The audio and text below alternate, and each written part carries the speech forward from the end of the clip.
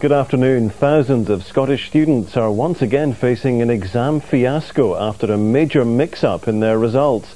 The university's admission service has admitted that it incorrectly classified many C-pass mark grades. Scotland's Education Minister says she is disappointed by the errors. Well, it appears that the problem lies with the transfer of information from UCAS to some of the universities, and that in fact UCAS have misinterpreted some of the data, the accurate data that has been supplied to them from the SQA. What is happening at the moment is that UCAS are putting that right. That means that they've had to suspend some of the operations in dealing with the universities, but I think that's very important that we get this solved so that no candidate is disadvantaged. Well, problems at the University Admission Service aren't the only shadow to be cast over today's exam results, as Robin Gray reports. It's said the postman always rings twice, but at this home in Newton Mearns he didn't have to ring at all. 16-year-old Laura MacArthur, a pupil at nearby St Ninian's High School, has been waiting for this delivery all summer. Well? Baby. Oh, lovely. Oh, great. Well, I got 5 A's and I can't believe it. I just can't believe it. It hasn't really sunk in yet, I don't think. There's a huge burden being lifted off me because now obviously I know what I've got. My fate's been sealed. And I was delighted because now I can do whatever I want. However, Laura's straight A's have gone against the trend of this year's results. The higher pass rate has fallen by more than 2%. Well, if you take a 5-year view of it, then the pass rate is really similar across the 5 years. You always get 1 or 2 percentage differences coming through, so I think it should be in that context. But obviously we will want to investigate that in more detail and understand exactly the reasons why. However, it seems that once again Scotland's exam results have been overshadowed by confusion, a problem that's likely to overtake the pass rate in the Minister's list of priorities. Safety systems have shut down the Torness nuclear power station in East Lothian because of a mechanical fault. Reactor 1 was taken out of service yesterday afternoon, and no electricity is now being produced at Torness because Reactor 2 was closed by a similar problem in mid-May. As our business correspondent Alan Sonby reports, a full investigation is underway. The East Kilbride-based British Energy, which owns Torness, released the news of the latest blow to hit the troubled nuclear company this morning. Automatic safety systems tripped and ordered a shutdown after the fault in the gas circulation machinery appeared yesterday. The company stressed no radiation material was involved and no one was evacuated. Torness Reactor 2 was similarly shut down in mid-May due to the failure of a gas circulator.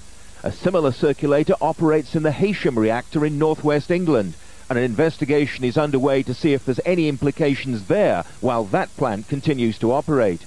A company spokesman says remedial work is well advanced after the May shutdown, and they'll be reviewing whether yesterday's problem is related. British Energy has been hit by a wave of problems with the shutdown of the Dungeness B plant in Kent and the fall in electricity prices, which has plunged the company into losses on its UK activities. An announcement is expected shortly on the implications for this year's output and when the Torness plant can resume electricity production. The family of an Ayrshire holidaymaker found dead on a beach in Ibiza have flown out to the Spanish island. 20-year-old Mark Cowan from Prestwick in Ayrshire was found on the San Antonio resort on Sunday.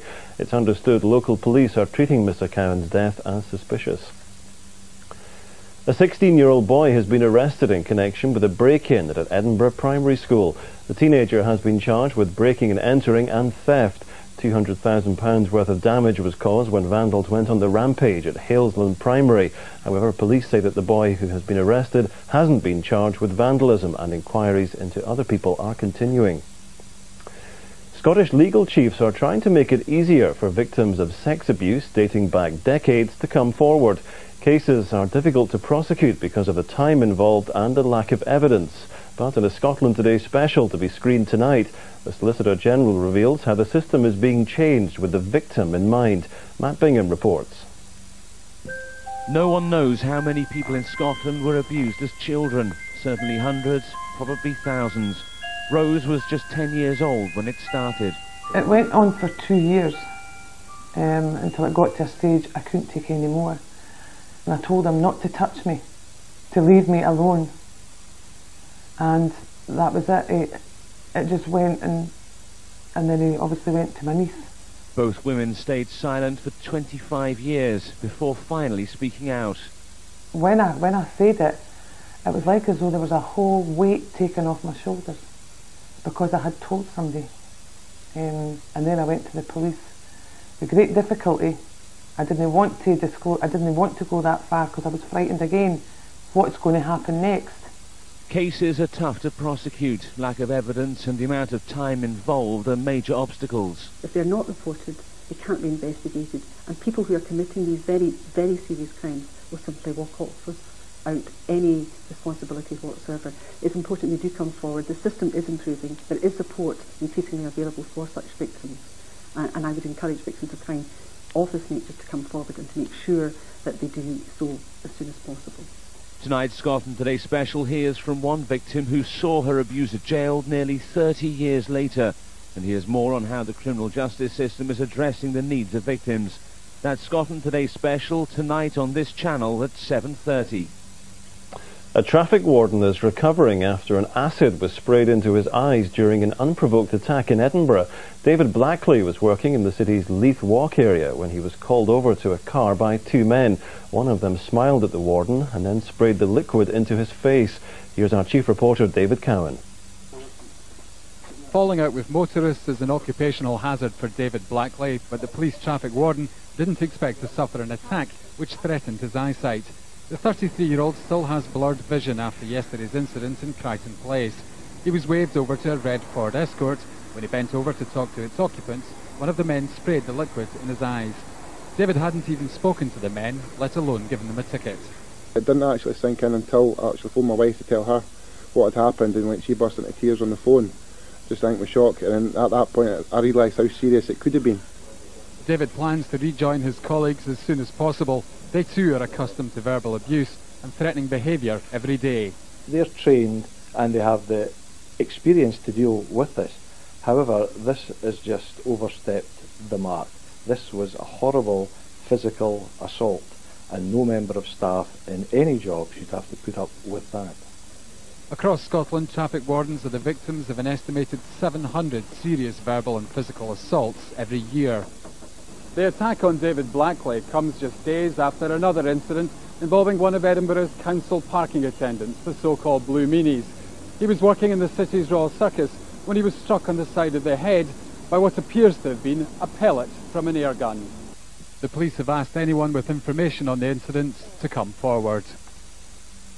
Football, and the team that stand between Celtic and a lucrative Champions League place arrived in Glasgow a short time ago. FC Basel will take on the Scottish champions at Celtic Park tomorrow night, and the Swiss outfit flew into the city with plenty of confidence.